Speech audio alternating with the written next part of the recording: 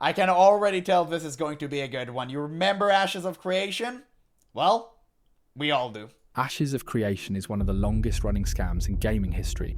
For 9 years it collected money for an MMO it never finished.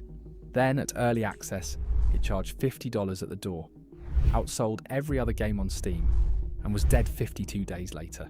Pulling that off is not luck. Somebody built a machine. Bro, we reached level in humanity I never wished we'd reach. A game that sold on Steam and outsold every other game on the market at the time crumbled after 52 days. Yeah, we're living at that time, Chief. Machine for it, and the entire lie began in the spring of 2017 by a man almost nobody in gaming had ever heard of. Yeah, let's see Pirates Software favorite game. A website full of concept yes, art, and a crowdfunding pitch so good almost nobody thought to check it.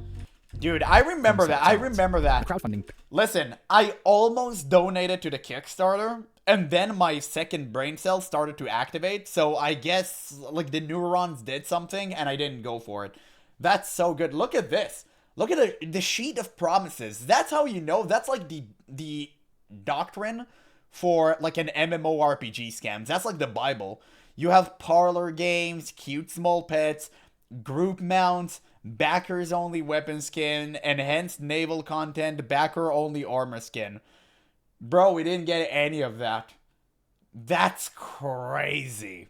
And the basic pack was $25. Holy shit. 1 month of game time, your name formally recognized within the game credits, access to in-game chat emoji pack, additional character creation customization options. Oh my god. Holy shit. How people didn't see into that. That's wild. Yeah, I got my refund back because I played ass in Creation for like 15 minutes and I was like, this looked like ass, it feels like shit. Yeah, good. Good. There are people who liked what Ashes of Creation was offering, the grindy MMORPG with open world PvP, the regional auction house and trade routes and stuff. Yeah, these people are an indicator of everything you shouldn't go for. The PvP and MMORPG crowd is the minority. You should always know that. No open world PvP MMORPG has ever worked for a reason. Nobody wants that. If you want to play big PvP, go play League of Legends. Pitch so good, almost MMORPG's on for you. The pitch was a world called Vera, a high fantasy realm where the map itself reacted to the people playing on it. Cities would rise wherever players gathered, grow from camps into metropolises, and burn back down to ash when rival players laid siege to them. A tavern you helped build could become the heart of a city, and a city you hated could be wiped off the map by its neighbours. Your choices were supposed to be permanent, because the world was supposed to be permanent. In the campaign's own words, this was a it's permanently dead. Non-faction based, no pay-to-win game. An invitation to change the face of the genre. The timing could not have been better. World of Warcraft was aging, and the joke in the genre was a decade old by then. Every few years a new game got crowned the WoW killer, and every WoW killer ended up in the same graveyard. Warhammer Online had come and gone. WildStar was in the middle of dying, right as this Kickstarter went live.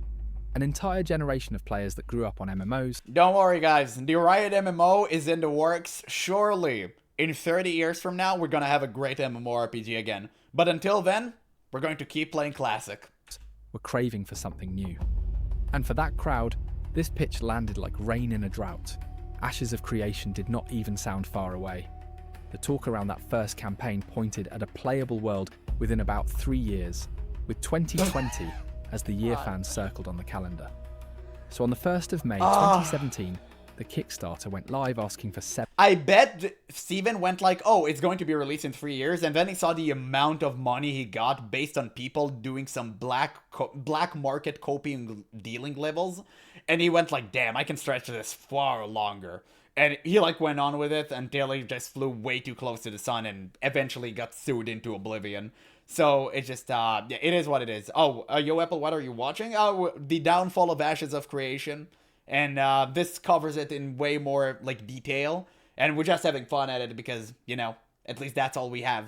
$750,000. Just another MMORPG in the gutter. Studio, Intrepid, celebrated crossing that goal in under 12 hours with a same-day update. A day in, pledges passed $900,000. By the time the campaign closed in June, It had collected $3.27 million from over 19,500 backers, the biggest Kickstarter any massively multiplayer game had ever run. Near the bottom of that campaign page, easy to skim past on the way to the reward tiers, sat a promise.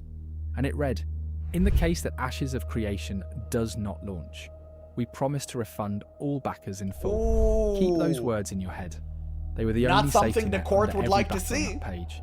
And when the day finally came to test them, they would prove to be extremely contentious. The page held one more mechanism, and this one went to work immediately. Ashes of Creation ran a referral program. Recruit a new buyer with your personal link, and Intrepid would hand you 15% of everything that person ever spent. A cult indoctrination program. Nice. Hey bro, you want to get in? Like, I'm telling you, like, what is this, like, Steven guy? Why is he wearing, like, why does he look like a shadowy figure and he was wearing a robe? No, don't mind that. Don't mind that. If you go through my link, you're gonna get a bunny mount. Damn. I'm in. All of it paid in Sign me credit, up. with cash payouts promised for after the game launched. Looks so Referral garbage. schemes were Holy crap. against Kickstarter's rules, and nothing happened to the campaign. Of course. Within 4 days of it going live, gaming press was already asking where they had seen this structure before. The answer had been standing in front of the camera the whole time. Stephen Sharif, the founder of Intrepid Studios and the creative director selling the stream, That is was a man with pyramid an scheme at its interesting finest. resume. No, At it's 18, MLM. he had It's been multi-level recruited into marketing. a multi-level marketing company called the- Zango, the kind of business where you earn a cut. MLM is, by the way, just a fancy name for a pyramid scheme, okay? It's like a very, very gray market. It's pretty much just a pyramid scheme, and everyone knows that. And I remember when people talked about Steven Path, like, it was a very known thing. People knew about that. Everyone turned a blind eye. Why? Because they wanted to believe that this man can save us out of our desperation for a good MMORPG. Man, how delusional we were back in the day. It's crazy. At least I sobered up relatively quickly, but people kept on with the delusion until the very end. And believe it or not, some people still do. Of everything spent by the people you recruit, and recruiting is the real product. The fortune he built afterward came, It's a he triangle, said, it's from real different. estate. Oh, Now he was a millionaire making the game of his dreams, and the story he told about its money was even better than the game. Ashes of Creation, he said over and over, was being funded by himself. yes. No publisher, no corporate overlords, just one rich believer paying for the dream out of his own pocket. Man, Steven really didn't think this through. Sorry. Like, he really did not think about anything. He thought he wouldn't be sued. Bro, every single thing he said is documented. This guy's cooked in court. Like, what is he going to say to the judge? Like, oh, yeah, I had backers that were in the shadows, but I said that I funded everything by myself? What? This guy's cooked. The number attached to that story over the years sat somewhere between $30 and $60 million of his own personal wealth. It was the perfect shield. A passion project cannot be milking its fans when the founder is supposedly the one paying for everything. And so, with the record broken and the shield in place, the strangest store in gaming opened its doors. It sold nothing you could play. While the game itself existed mostly as trailers and development streams, Intrepid's website ran a live cosmetics shop, with skins priced at up to $25 a piece. Armor sets, mounts, pets, building styles. All of them finished, polished, and paid for, in a world that had not been built. Crazy. Those items would simply be waiting. They sold skins that never existed. Bro, even Blizzard is not that shameless. How can you do that? How can you be greedier than Blizzard? Like, that's an achievement all by itself. It should be like its own separate crime. They should actually, like, get Steven on. Yet still, even after Ashes, there are a bunch of people buying 6K ships on Star Citizen. Brother, the people on Star Citizen cannot be saved. This is some black market level of copium dealings. We're not gonna reach them. They're too far gone. Just let them. Let them believe. Okay? It's all they have left. For you, whenever the game arrived. And the shop had a trick to it. The packs rotated, so every month the current cosmetics left the store for good, and new ones took their place. Which meant hesitation had a price. If you believed in this game at all, waiting was the one thing you could not afford to do. And it worked. By the middle of 2018, 500,000 people had registered accounts on the official website, and 40,000 of them had already paid for access to test versions that mostly did not exist yet. Years later, the shop's lifetime earnings was reported at over $45 million from cosmetics alone. What? Not everyone was comfortable with it either. What? Even people excited for the game. They made 45 millions from skins? Whoa! Dude, wait, what? At one point, Steven Sharif announced that Ashes of Creation made over 45 millions from in-game cosmetics for a game that didn't exist. Bro, no wonder we keep getting milked. MMORPG players are stupid. Holy, dude, that's insane. You know what's funny about all of this? He could have actually taken that money and make a good MMO. He could have done that. He could have just paid someone that is actually competent and actually made something good out of it. Like, what's the point of the milking? Like, at which point you just look at the amount of money you make and you're like, damn, like, maybe I should do something with it. It's insane. And your dad dents in a maid outfit for me? What? Okay, what happened to those people who bought $500 cosmetic packs? Really, I don't think you wish to know. Game found the rhythm of it strange, with fresh, paid packs arriving month after month, while the game itself was still concept art and promises, and plenty of early believers admitted the constant selling left a bad taste. The question was always the same. Why does an unfinished game need a finished store? Sharif had an answer for anyone who raised an eyebrow. Because first you build a store, then you build a game. That's how you do it. Of course. Everyone knows that. Money first, fun later. Ashes of Creation. There were packs for $10,000 would run for on a Ashes? $15 a month subscription with no upfront cost, so the shop was never anything sinister. The cosmetics existed, in his words, to provide a richer experience of visual diversity. No, you should have caught him here. Like, the intent behind cosmetics is to provide a richer. That's it. Like, the rest of the sentence is like, it's irrelevant. This is the part. You need to put the dot here. And to keep players playing and staying subscribed.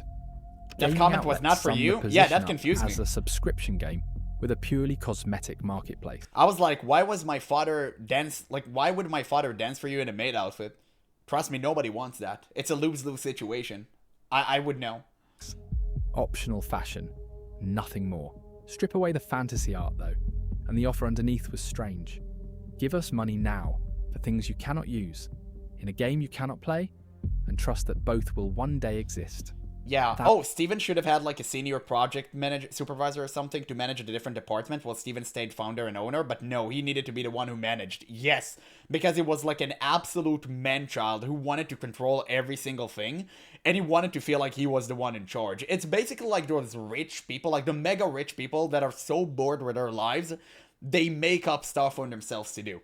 Because they never were poor, they never felt what it was like to have an actual job, so they make up things for them to enjoy. It's like those very rich husbands that buy their wives at like a tiny store they could manage just so they have something to do. Steven did the exact same thing, but for himself. That's pretty much the exact scenario. And very, very fast, they realize that they have absolutely no authority and they have nobody's respect. Because they don't know how to manage. And they don't know how to manage other people. They don't know how to manage money. And definitely not such a large-scale project. Thousands of people took that offer every month for years. And every dollar, the studio said, was going back into funding the development. So what was the all that development money of his actually house building? The first answer eventually arrived, and it was a battle royale. In December of 2018, Intrepid released Ashes of Creation Apocalypse, a free standalone last man standing shooter. This was where the first cracks were really shown for me. Until that point, I believed in Ashes of Creation. This was the major turning point for me, personally. I was like, why are we jumping on the Battle Royale craze instead of making a great MMORPG? That was very suspicious, and I remember vividly Steven's excuse. He said on the developer update that this helped catching some serious bugs within the game. And I was like, how? Like, no way that's real. No way he's saying the truth. So, this is where it all began for me. Like, I knew this was just another quick, lazy attempt for a cash grab. And everyone just, refused to believe it. He managed Ashes of Creation, hiring private chefs and buying antiques. No, he also bought Magic the Gathering cards. Clearly, a well-necessary investment. Arriving right in the middle of the Fortnite gold rush. Also, it was not a private chef, it was a culinary expert, so please, stop misconstruing. The studio called it a testing ground for the real game. How dare you? A way to prove out combat and servers with thousands of players at once. To the people who had backed a sprawling fantasy world, it looked like their dream game's budget was off chasing someone else's trend. The complaint underneath was simple. People had paid for a fantasy epic, and what showed up was a shooter. And whatever it was testing, Apocalypse arrived with its own cash shop. A free tech demo for an unfinished game was now selling cosmetics of its own, with a new promise attached. Buy them here and they would transfer into the main game whenever it arrived. Promises stacked on promises. Some players repeated the studio's line, that this was a test, that nobody was forced to buy anything. And to be fair to them, the fine print said exactly that. Others, including backers who had spent thousands, were already leaving reviews with the word scam in them, and that was in 2019. The studio's patience for that kind of talk had limits. The review sitting at the top of Apocalypse's Steam page, with 500 upvotes behind it, came from a backer, $1,000 into this project, who had come to see the whole operation as greed in a fantasy costume. Another backer, in for the same $1,000, wrote that Intrepid had banned his account outright after his reviews turned critical, locking him out of everything he had paid for. And his story was not the only. Silencing the opposition. Silencing the truth speaker. Holy, that's how it starts. That should be the first indicator that something is going wrong. Only one like it. For what it was worth, the test itself never drew a crowd. Apocalypse peaked at 832 players on Steam, and in March 2020, Intrepid switched it off for good. The cosmetics people had bought in it became promises waiting on a main game that still had no date. And about that date, 2020, the year fans had marked back during the Kickstarter, arrived and left without a launch, or even one on the calendar. During the same stretch, Intrepid had signed a $60 million publishing deal with a Chinese games company called iDream Sky. 5 years, a large cut of future revenue, and then the deal fell through, taking with it money the studio had already planned around. Publicly, none of it slowed anything down. The shop kept rotating, the development streams kept streaming, and the next thing Intrepid put a price on was admission to a test. In July of 2021, a little over 4... Listen, guys, I'm sorry, but if you pay real-life money to test someone else's game, you're a fool. You should be institutionalized. That was literally the reddest flag. It wasn't even a red flag, it was a black flag. Okay, the ship has already sunk. 4 years after the Kickstarter closed, backers finally got their first real sessions inside the world of Vera. Alpha 1 had arrived, and the entry fee was $500. That money bought a bundle built around one privilege: a few scheduled weeks inside an openly unfinished build, doing the kind of work studios once paid testers to do. And that was the accessible tier. But why would you pay that? From there, price rung by price rung. But they can pay you. And at the top of that ladder sat one called the Avatar of the Phoenix, priced at $10,000. 5 people bought it. 5 months after Alpha 1 wrapped, Intrepid announced it was moving the entire game from Unreal Engine 4 to Unreal Engine... Rip bozos. 5. The studio framed the swap as an investment in faster development. $500 alpha read keys. It as the clock resetting by What, years. you poor? And the dark joke in the threads was that you would finally get to play Ashes of Creation sometime in the next decade. Either way, the finished game had never felt further away, and the shop kept selling all the same. It's coming. A reasonable person watching next from decade outside surely might line those 3 beats up and ask an uncomfortable question. The publisher money vanishes. The next move is a $500 ticket into an unfinished build. The move after that pushes the finish line years further out, even though shipping the Unreal Engine 4 version as it stood would have finally turned years of promises into an ordinary, revenue-earning game. Why choose more distance instead? There was never a public answer, and by then, the cost of asking too loudly was already on record. Then, in December 2022, the biggest lifeline Ashes of Creation would ever be offered came knocking, in a meeting almost nobody outside the company knew about at the time. According to filings Sharif himself placed in federal court years later, once all of this had collapsed into lawsuits, Riot Games, the studio behind League of Legends, explored investing in Intrepid or acquiring it outright. I imagine someone from Riot went like, damn, you're getting a lot of traction. Can we check out the game? And Steven went like, listen, we have this, we have that. And then the guy at Riot was like, nah, I'm out. And that's it. No way that someone competent working at Riot would look at Ashes of Creation State and be like, damn, like these guys are cooking. Like, obviously they were scamming. They were scamming out of their damn minds. And Riot would be damned if they signed any form of contract with them. It's so insane. In arrange his paperwork put between $250 and $500 million. Yeah, and also if you need $250 million after already getting like over $50 million, clearly something is not going right. Clearly. So like, what are we even talking about here? More money isn't going to help anyone. You'll just be throwing cash into the furnace. That would be the dumbest investment you could have ever possibly do. It's way more beneficial for you to invest in random crypto than in Steven Sharif project. And the man who allegedly talked him out of taking it was Robert Dawson, the chairman of Intrepid's board of directors. What Dawson stood to gain by keeping that rescue out is a question a federal court is still working through. Whatever really happened in that room, the outcome is not in dispute. There was no sale and no outside rescue, and the project rolled on, powered by the only fuel anyone could see: the shop, the packages, and the founder's famous personal fortune, which meant the ladder of paid test access needed new rungs. In August of 2024, Intrepid opened sales for Alpha 2, this time in waves, at $100 to $120 a bundle, with standalone keys and fatter packs running as high as $375. The stated reason for charging at all was infrastructure, realm, and server delivery costs for a live service product. And then came the warning label. Intrepid told its own customers, please do not consider purchasing testing access to Ashes of Creation if your intent is to play a completed game. It will be rough, buggy, and require dedicated players who are willing to be testers.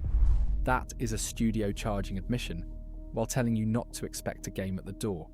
A zoo charging full price at the gate, with a sign warning you not to expect animals in the enclosures. And people paid anyway. Reporting later put numbers on the whole pre-launch package economy. About 10,000 people in the most expensive packages, roughly 100,000 more in the mid-tier ones, somewhere around $25 million in packages sold before the game ever had a launch day. None of this happened quietly either. Ashes of Creation was one of the most watched. Bro, I bet the Star Citizen people looking at this and they're like, ha, amateurs. Development stories on the internet, and the biggest creators in the space covered every showcase. Whatever doubts you carried, there was always a familiar face on screen treating all of this as normal. Yep, lazy peon. Even the skeptical ones gave it the benefit of the doubt. Though with this particular game, cheering people through the door was not always unpaid work, and through all of it, the money kept looking like a success story. What nobody outside could see was that inside Intrepid, by the end of 2020... Bro, Lazy Peon probably drained more people than Pokemon in Rule 34. That's crazy. Like, he truly owes one giant apology to all of his fans. Like, I stopped watching him years ago because he started shilling for, like, really weird mobile games that were extremely sketchy. But the Ashes of Creation thing was definitely the worst thing he's ever done, and he never really apologized for it. He just said, look, I'm willing to get punched in the face, and I'm like, dog, just say that you're sorry. Like, you led so many people astray. Like, how can you do that? It's insane. Yeah, Lazy Peon is not even a gamer anymore. His heart got crushed in New World. I feel that. I can somewhat sympathize with that. Yeah, Lazy Peon was devastated. Took like 2 weeks off of this. Yeah, because of all the backlash. Like, he knew what's coming. Of course. Of course he would take 2 weeks off. Like, his apology was the worst one I've seen. At least all of the other content creators that I've seen, like, obviously went after, like, all of them, right? We watched all of the Ashes of Creation apology videos. I think the best one was Kanon. Kanon just went on video, just went on camera and was like, I was stupid, I was wrong. And I respect that. I respect that. He just went on camera, looked us dead in the face and went like, I was wrong. And I was stupid to fall for Ashes of Creation. I was blind. And the other guy was Nice Gaming. Nice Gaming was also said that, like, he was stupid, he was blind, and he was sorry for anyone who ever clicked his link. I thought it was a great move. You did something stupid, you apologize for it. Lazy Peon never apologized. And how are these two weirdos were called? Wait, let's see them. Yeah, there were two people that I covered that were funny. One of them was the Copium Clinic. The one, like this guy, Clinic. This guy, this dude was the one. Oh, he lost 1K subs? Okay, good. I'm glad. This guy, by the way, who removed all of his videos, was clowning on Narc 24/7. Narc, who was right about every single thing. This guy clowned on him non-stop. I remember his video. Obviously, he removed it. You can't watch it anymore. But definitely there's got to be like reactions to it somewhere. So you might be able to find the video still. And he was so embarrassed after Ashes of Creation fell apart because he was running defense for Steven 24/7. So he ended up just coming back and like made a video, what's wrong with Ashes? Nobody watched that because nobody cares about him anymore. And then he just quit. Classic. And there was the other dude too. What was his name? I covered him. Rorior, I think. Rorior Ashes of Creation. I think that was his name. Let's see if I can find him. Yeah, this is it. Deleted all of his videos. Every single video deleted. And we watched all of that, by the way. Yeah, he stopped uploading 5 months ago. So, these are the type of people who ran defense for Ashes of Creation. By the way, he had an insane amount of videos on it. He lost 1K subs as well. I have more than him now. Damn, that's crazy. Okay, yeah. These people actually, yeah. They ran defense for Ashes of Creation. Can you imagine that? Warrior was on Scars of Honor wagon last time I checked. Yeah, I think he gave up relatively quick, though. Which, little to no surprise. He just gave up. And you know what? Good. Good. These people had no dignity. They were willing to shamelessly call out other content creators for speaking the truth and pointing out the obvious. And whenever push comes to shove and Ashes of Creation imploded, they roached out. They didn't have the honor to say that they were wrong. They simply terminated their own channels. Shame on them. Shame on them. These are the type of people that I got dislike bombed for. Every single Ashes of Creation call out video that I ever made got 50% dislike to like ratio because of these weirdos. 24, paychecks had reportedly started running late.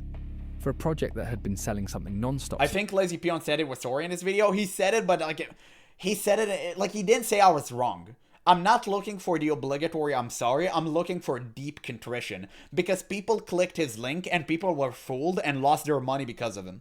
It's not like, oh, I was wrong about a prediction. Like, no. He actively shilled for the game and people lost money. Since 2017, that should have been impossible. Unless, of course, that's the problem selling I had have. never actually covered the bills. Because fuck. Listen, sorry for pausing all the time, okay? Just really important for me. The moment other people loses money because of you, like, you're liable. You're liable for something. Like, streaming, it's something, okay? People actually listen to you. You have responsibility. I don't care that people saying, like, oh, streaming is, like, for nothing. Like, nobody really cares. Like, people sometimes care.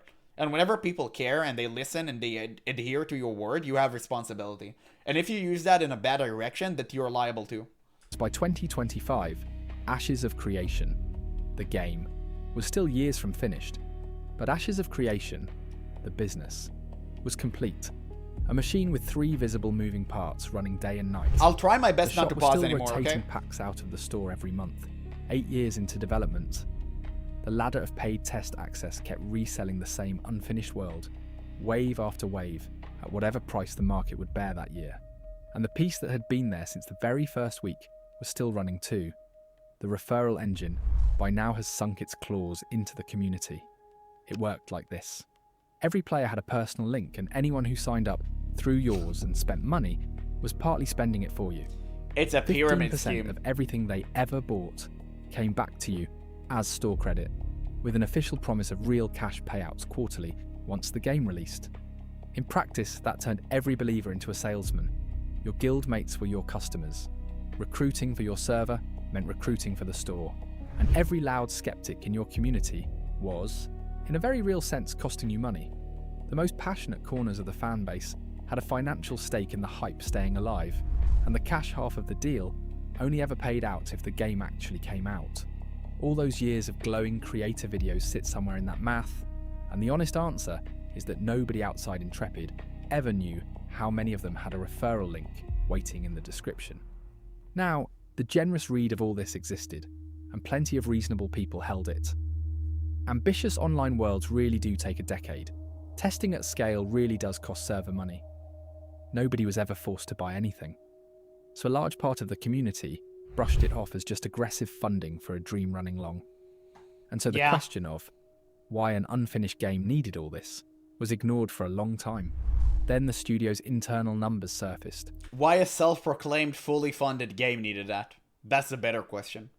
After everything collapsed and answered it. Yeah, by the way, at this point I completely quit. And the only reason I quit is because I knew they were lying through their teeth the moment you work on a game for 8+ years, and this is the most basic thing that you're getting inside of the game. You work on a game, an MMORPG, and you have no classes whatsoever. That was the reddest flag I've ever seen in my entire life. That's why I quit. I saw the board and I went like, no way, this is real. They're not really working on the game. It's all for show. It's fake. Properly. According to figures from inside the company, Intrepid was by then spending more than $2.5 million every single month. Damn, how many villas he was purchasing? The engine That's that crazy. justified all those years of selling. How many mentions? Was by then down to somewhere between $150,000 and $200,000 a month, which means the store covered less than a tenth of what the company burned, and every month, roughly $2.3 million more went out than came in.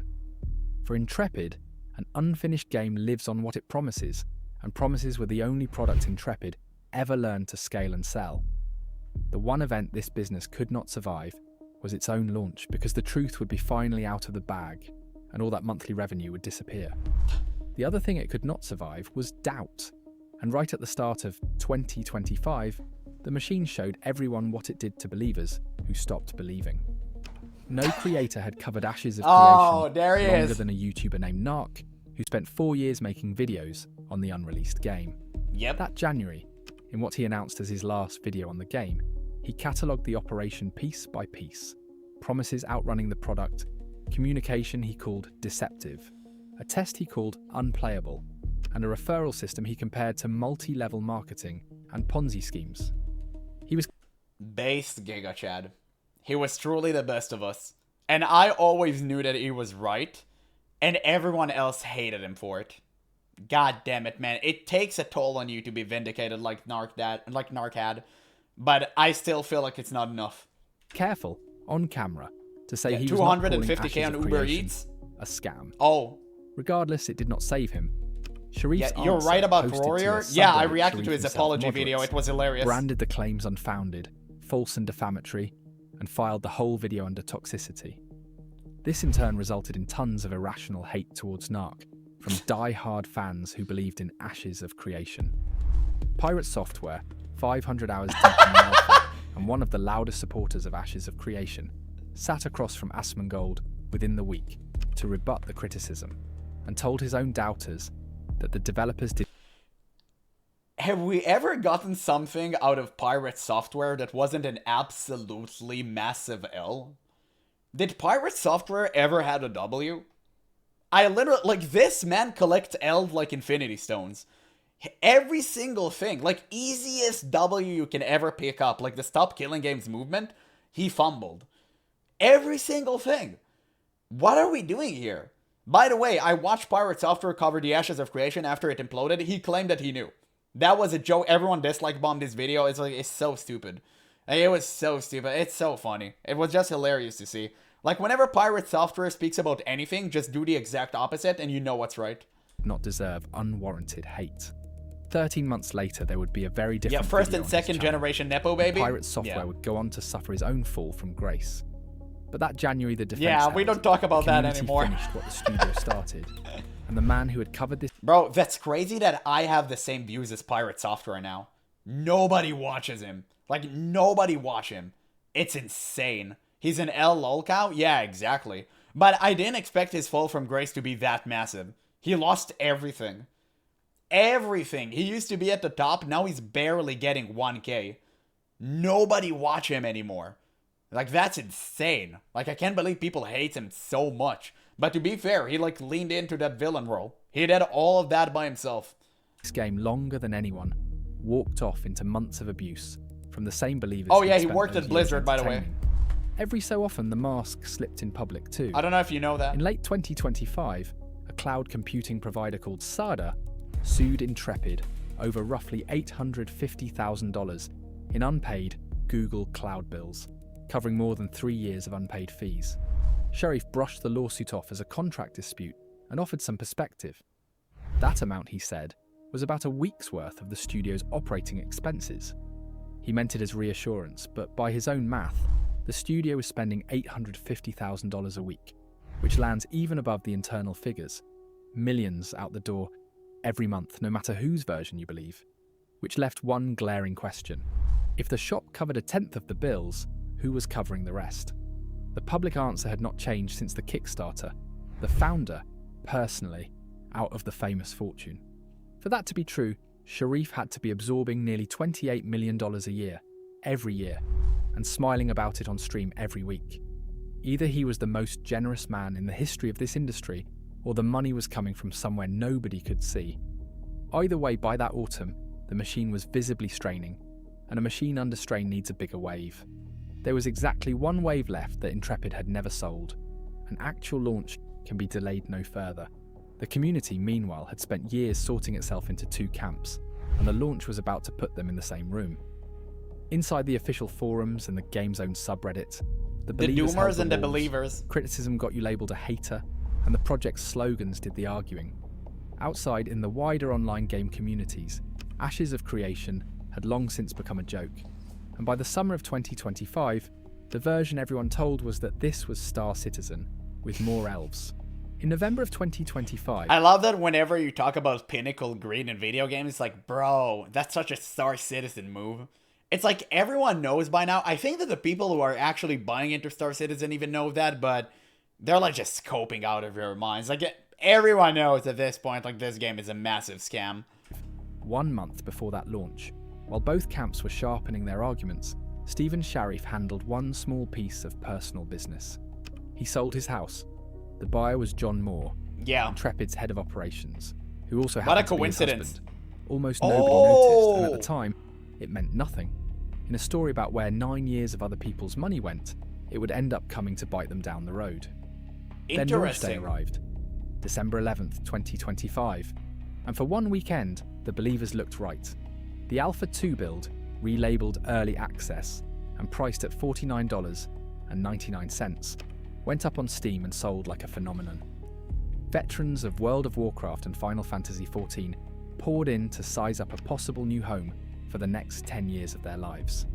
At its peak, 31,882 people were inside Vera at once, enough to jam the login queues, and the studio reported fighting off a denial of service. What? Star Citizen has so much content creep, please keep on adding more and more and more? Stop. Stop. Okay, let's not go there. Attack on top of it. Enough. 9 years of promises were finally, technically, a product, and the product was selling. The honeymoon lasted about 48 hours. By December 13th, players were reporting that negative reviews and comments were deleted across the game's official channels, including complaints from people who had spent hundreds, even thousands of dollars on packages to support the project over the years. The review score settled at mostly negative, and it was clear that the fans are starting to realise the dark truth behind Ashes of Creation. Professional critics were not kinder. The most generous major review still landed under 6 out of 10, and the conclusion everywhere was the same one.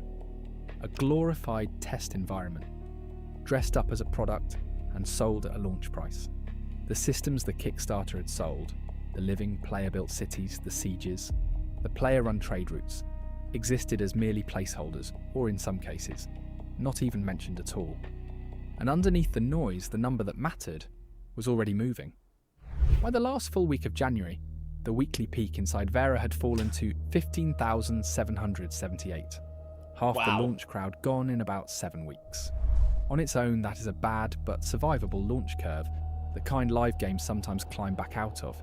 What nobody playing the game could know was that the people in charge of saving it had already begun doing something else entirely.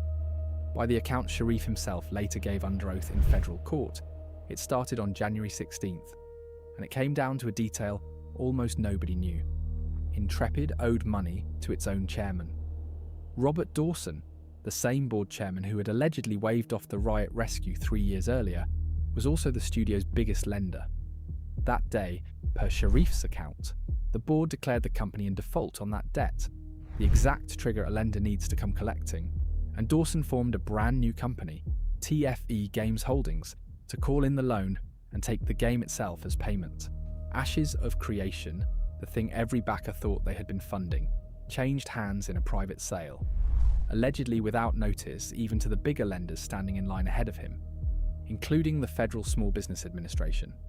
And jumping a creditor line like that is the kind of move courts get called in to unwind. The players logging in that week had no idea the world under their feet had just been repossessed. 6 days later, Sharif addressed the community because word of a small round of layoffs had gotten out. 9 people out of 250, he wrote, targeted team adjustments. And then came the sentence that would age worse than any other in this story. The layoffs were not a reflection of the health or future of Ashes of Creation. Sharif was still stubbornly painting a positive future for the... It's crazy how to the very last day Steven was trying to keep face with everyone. It's just insane. And by the way, I think to this day he still moderates like the Reddit and Discord server, right? So at some point you just look at Steven and you're like, damn, this is like a massive toddler with delusions of grandeur. You can't save him. He doesn't care about anyone but himself. He want to be seen as a god. You saw that previously with how he played, I think it was Lineage 2 and Arcade. He offered people from Top Guild $200 per week to poach them and join his own guild because he couldn't win on his own. Allegedly, right? I should say allegedly because, you know, it's not 100% confirmed, but it's like 99% confirmed. So it goes to show this man was nothing. He had nothing and he lied from the very beginning. It's insane. He's now just a Reddit mod? Yeah, as he should. Citizens of very appropriate. The 9 became 100 on January 28th, when Intrepid announced it was cutting 100 jobs, roughly 40% of the studio. At least you can still play Star Citizen, I guess. Broke into the open. The very next day, the company published an unsigned letter to its players, titled a Director's Letter to the Citizens of Vera. We remain deeply committed, it said, to making it a world worthy of your time, your stories, and your belief. A development livestream was promised for February 13th, and the community grabbed the date like a handrail. 7 weeks of vanishing posts, layoffs, and roadmap silence finally had an official place to get answered. The studio did not have 13 days left. 2 days after that letter, on the last day of January, every remaining employee received an email. Intrepid Studios was shutting down. Effective immediately, every position eliminated. The company that had declared itself deeply committed on a Thursday did not exist by Saturday. By multiple accounts, the staff walked away without final paychecks, without their unused leave paid out, and without severance of any kind. An email that surfaced in court months later, allegedly from board member Aaron Bartels, had argued against paying severance or leave at all, while the studio still had staff, because, in his words, these are bottom performers. The official layoff notice eventually filed with the state carried 123 names. The paperwork's count of the jobs still left at the end, though news reports counted everyone at the studio as out of work. Sharif announced his resignation the same day. In protest, he said, over decisions he could not ethically support. Margaret Crone, the studio's director of communications and one of the game's most public faces, posted a farewell that read like something you would hear at a funeral. The heart and soul of the product, she wrote. The amazing dev team was all laid off. Please be kind to the developers. Within 72 hours, the storefront followed the studio. Ashes of Creation vanished from sale over the first weekend of February. And per the federal court record, on February 3rd, Valve terminated Intrepid's partnership with Steam outright. Base. That same day, the community met the person now steering what was left, because Intrepid, the legal entity, still existed on paper. Yeah, and not only that, Valve was actually freezing the money and tried to offer refunds to players, if I remember correctly. So that's a massive W for Valve. No, the studio did not. Her name was Karen Barrico, newly in control of that paper company. Nobody watching had ever heard of her, and nobody explained who had put her there. She arrived in the official Discord carrying a renewed long-term vision. Development would somehow continue from China, under a subscription model, with optional daily battle passes and a brand new in-game gold shop, which, by the way, went against the single loudest promise on the original Kickstarter page, which proudly claimed there will be no pay-to-win mechanics, launched to shut down in 52 days. The final wave had carried the machine onto the rocks, with hundreds of thousands of paying customers still aboard. And the first thing those customers did, once the shock wore off, was reach for the two promises they had been given, the old one from the Kickstarter page and the new one printed on every Steam receipt. What those customers found first was that the war between the two camps had simply ended, because there was nothing left to argue about. The same fan communities that had spent years pushing out doubters filled up with the exact things the doubters used to get banned fully for funded to completion. And the most upvoted threads in the community's history now read his like end goal was confessions. the grave. People who had defended the game for years wrote that the critics had been right the whole time. Apology threads went up for Narc by name, a year too late to matter. And in the Dude, at this point, Narc was already like a well-established content creator. He made, by the way, in case you don't know, he made his own channel called Moggies, I think, and like he was very, very well off. Like he did really well. Damn. After that, I bet he looked at this and he went like, yo, I need to make a fire comeback video. I really wish he would have done that though. I mean, it's just like wishful thinking, but I still think that Narc needs to come back for one video on his old channel and just absolutely dunk on everyone. He should do like one mega video and that's it. Just call it in, like the mother load. Same breath, the same people organized to get their money back. Wait, Margaret Crone was a former community marketing lead at ArenaNet for Guild Wars 2? Really? Wait, you think she was in on this with Ashes of Creation? Because I'm so confused, I don't really know. Here's a sobering measure of how long this alleged scam had run. There were backers who pledged as college freshmen and watched the end arrive as parents nearing 30. Now let's address the refunds. Remember those 18 words from the Kickstarter page? The safety net under every backer. It turned out the whole case came down to the premise that the refunds only apply if the game does not launch. And they launched Intrepid's into position, Steam. as the coverage relayed it, was as simple as it was airtight. Ashes of Creation did launch. The early access sale, the same build that had been sold with a warning not to expect a finished game, legally counted as a launch. The trigger never fired, no refunds were owed, and once the studio ceased to exist, there was nobody left to owe them anyway. Those 18 words had been written with an escape hatch, and the escape hatch was the launch itself. This was also perhaps why Intrepid went ahead with the early access launch, despite being aware of the true state of the game. The Steam refunds went no better. Valve's standard refund window is 2 hours of playtime, and this was a massively multiplayer world with launch week login queues. If you bought in at launch, there was a decent chance you burned the entire window just making a character and waiting to get through the door. The store's review pages turned into a wall of identical letters, thousands of them, each addressed to the Steam support team, a coordinated plea for an exception that platform policy was never going to grant. And while customers fought over $50 refunds, a much bigger pot of their money had vanished into the war amongst Intrepid's leaders. The early access launch generated one final payout from Valve, about $3.7 million, described in the fight that followed as the money for the staff's final payroll. It never arrived. Where it went depends entirely on who you ask. One side of the fight, the studio's hidden financiers, alleges the payout was redirected toward paying off a loan on one of Sharif's properties. Sharif's own federal complaint tells the opposite story, that Commerce West, the bank standing at the very front of the creditor line, intercepted the money when the board's foreclosure came to light. Same money, two stories, and a court that has yet to pick one. What nobody disputes is where the money did not go. The developers it was supposed to pay never saw a cent of it. As for the launch itself, Sharif's side would later tell the court it had dramatically exceeded expectations, and on the raw numbers that was true. Close to 199,500 purchases on Steam, roughly $8.2 million in gross sales, most of it inside a few weeks. The machine's final wave, fully collected. And about 2 weeks after the shutdown, the question of where 9 years of collections had actually gone stopped being a community argument, because one of the invisible men behind the money decided to talk. His name was Jason Karamanis, and if you had followed this game from the beginning, you had never once heard it, which was exactly how it was supposed to work. Karamanis was an investor, $12.5 million deep by his own account, and in mid-February of 2026, he went public through a YouTube channel, bringing private documents and, by the report's own description, over 380 pages of text messages with him. Yeah, Nefasq on YouTube, by the way, if you want to see that. In one sentence. Oh, Nefasq. Sharif, Karamanis claimed, never invested a dime of his own money. The famous self-funded passion projects had, per the leaked documents, been built on other people's cash all along. Upwards. It's always easy to gamble and scam with money that does not belong to you. Of course.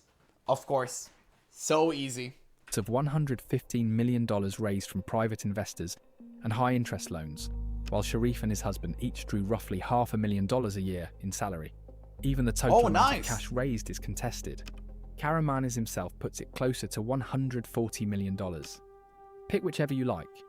The dream game with no corporate overlords turns out, in every version, to have owed more than $100 million, a hole the investors say began years earlier, back when that Chinese publishing deal collapsed and the spending it was supposed to cover kept going anyway.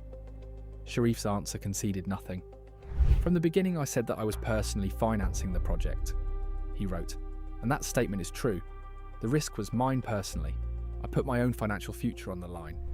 Then came the part that made the internet rethink the whole 9-year saga. The hidden money, the allegations went, was not just anyone's. Karamanis had made his fortune at Jeunesse, a multi-level marketing giant where he ranked among the top distributors. Basically, they're all a bunch of MLM dudes just suing each other. That's good. I love seeing that. I love to see it. I'm not gonna lie. It just put a smile on my face. And had himself been named in a pyramid scheme Let them fight. It's the let them fight meme with Godzilla. Another investor, Tom Alkazin, had been permanently banned from multi-level marketing by the United States government. And Karen Barreto, the new leadership who had shown up in the Discord with a battle pass plan for the corpse, co-founder of Vema, another of those companies shut down by federal regulators as a pyramid scheme in 2015. Meanwhile, Sharif, the man who had started out at the multi-level marketing firm Zango, had never left that world behind at all. According to his own investor, he had opted for that bit to stay hidden. "I don't want any of you guys known publicly," Sharif allegedly said, "because multi-level marketing's stinky, and people in the gaming community think they're all pyramids and stinky." Now everything in that stack comes from one side of a very ugly fight, and the other side swings back hard. Sharif's countersuit, filed within days of the allegations, flipped the villain entirely. In his sworn telling, a rogue board led by Dawson had spent months starving a viable company of cash to manufacture a default, then used that default to take the game in January. Both stories cannot be true, and to this day, no court has said which one is. Then, in April, the fight escalated from claims to receipts. On April 11th, Intrepid's entire internal ledger surfaced. For the first time in the saga, it became clear exactly what the company had been spending on over the years. A private chef on the books who, the leak alleged, never cooked a meal for the staff. Historical auctions, cigars, more than $2,000 to a trading card reseller. Bro, why did you have to buy the Pokemon cards? Listen, I can get the private chef, I can get the cigars. And, like, you know what? To a certain degree, I get the antiques. But did you really need to buy, like, Pokemon and Magic the Gathering cards with company money? Like, that's just insult on top of injury. $700 of Fortnite purchases. And sitting above all of it, a $4.9 million California mansion, bought in 2020 through an entity called, of all things, Gore Oil Company. The kind of shell that keeps a deed a step away from the family name. The same house from that small piece of personal business in November, sold from Sharif to his own husband 1 month before the launch. The purchase everybody now stares at, and the backdrop, viewers realised, of years of development live streams about a game that needed their money. Sharif's response came within 48 hours, and it was total. There was no misappropriation of Kickstarter funds whatsoever, he wrote. The channel had been fed false and defamatory information by individuals with an axe to grind in an effort to litigate the dispute in public instead of in court. False and defamatory. The same 3 words he had aimed at Narc, back when the claims were smaller. And the court, as it happened, was exactly where everything was headed. What followed was months of legal trench warfare over a game that no longer existed, And this is the point where the paperwork starts multiplying faster than anyone can narrate it. If we walk through every motion and counter-motion, we might be here all day. So here's the short version. Months of punches in both directions, and nothing stuck. TFE, the company Dawson had created to take the game, even handed it back to what was left of Intrepid, while a new buyer was hunted for. Which means the clearest winners anywhere in sight were really the lawyers involved in the case. Two sides, both bloodied, and the game no closer to being revived. The details that leaked out of it were uglier than the rulings, and none of them are settled. Sharif's side accuses the board of dodging an open audit of the debt. The board's side answers with camera footage. It says shows two former employees hauling data center hardware into a storage shed. Pick your villain. The court has not. The one thing that did get confirmed came from outside the fight entirely.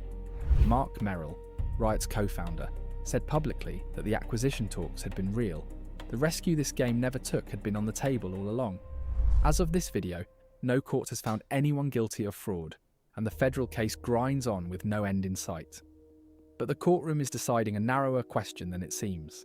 It is deciding which set of insiders keeps what is left of the money, not whether the machine you just watched was real. That part ran in public for 9 years, documented and priced. The store with nothing behind it, the warning label on the box, the launch that doubled as an escape hatch. Sharif's last public statement, in May, promised that the truth was moving into court, into the record, and into the light. Then he went silent, and as of publication, he has stayed that way. By the end, the biggest voices in the genre, including people who had Imagine what it's like to be Steven Sharif lawyer. And seeing like every single incriminating thing and like self-report Steven had done in the past decade.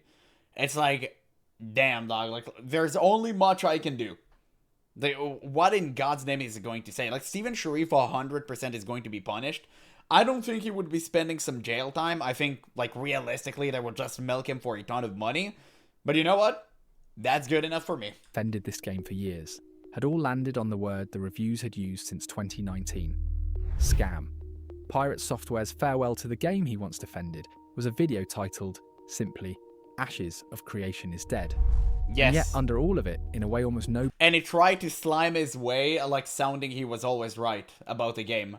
He was like, oh, I quitted Ashes of Creation because I knew this game was going to turn sour. I asked questions, they didn't answer me. Bro, we can always rewind the tapes. Like, that's the beauty of the internet.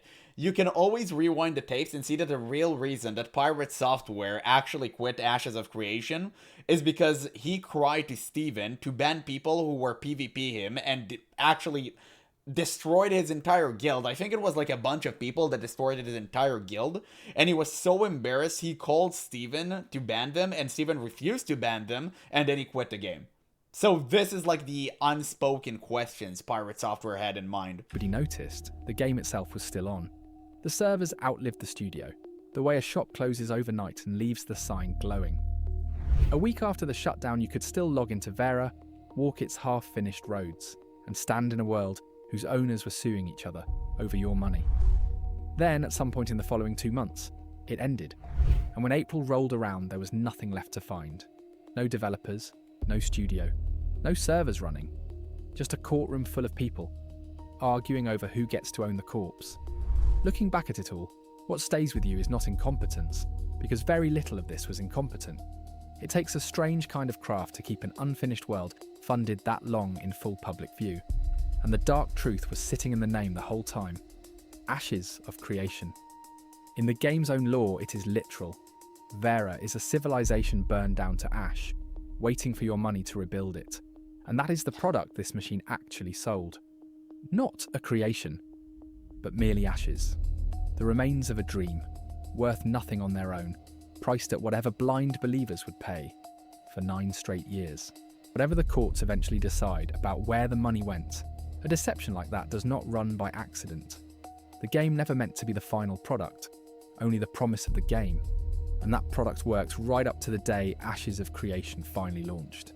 And if you want to watch a 15-year franchise burn down in a single launch, we told Dragon Age's story in the middle of the screen. Subscribe if... Oh, hell no. I'm not watching about Dragon Age the Velguard, but God bless, this was such a great video. I already made it like twice as long as it should have been, But to be honest, it's just Ashes of Creation. I had so many things to say. Wow, what a great video. That was a very, very methodical cover of every single thing that unfolded during the years. That was crazy. I can't believe that people actually bought into that now that I watch it in retrospect. But I guess MMORPG players will never learn.